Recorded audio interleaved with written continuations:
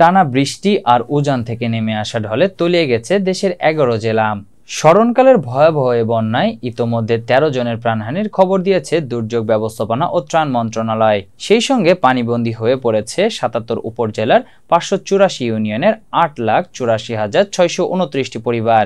এছাড়া আকস্মিক বন্যায় ক্ষতিগ্রস্ত হয়েছে 44,97,535 জন। বন্যা দুর্গত এলাকায় উদ্ধার কার্যক্রম চালানোর পাশাপাশি ত্রাণ বিতরণ কার্যক্রম পরিচালনা করছে সেনাবাহিনী, নৌবাহিনী ছাড়াও কোস্টগার্ড, ফায়ার সার্ভিস ও বিজিবি। এছাড়া জেলা প্রশাসন এবং বৈষম্য বিরোধী ছাত্র আন্দোলনের সমন্বয়কদের সঙ্গে সমন্বয় করে স্বেচ্ছাসেবকরাও উদ্ধার কাজ চালিয়ে যাচ্ছেন। এদিকে শুক্রবার দিনভর বন্যা কবলিত জেলা ফেনী সহ আশেপাশের এলাকায় উদ্ধার কাজ পরিদর্শন করেছে ফায়ার সার্ভিস ও সিভিল ডিফেন্সের মহাপরিচালক ব্রিগেডিয়ার জেনারেল মোহাম্মদ মঈনুদ্দিন। এছাড়া সকাল 10টা থেকে দিনভর ফায়ার সার্ভিসের উদ্ধার কাজ পর্যবেক্ষণের পাশাপাশি বিভিন্ন পয়েন্টে বন্যা কবলিতদের মধ্যে খাদ্য সামগ্রী বিতরণ করেন তিনি। এ সময় অধিদপ্তরের পরিচালক সহ বিভিন্ন স্তরের কর্মকর্তারা উপস্থিত ছিলেন।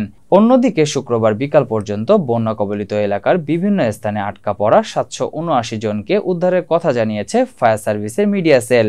এর মধ্যে 5 জন গর্ভবতী নারী ছাড়াও 19 জন বয়োজ্যেষ্ঠ রয়েছেন।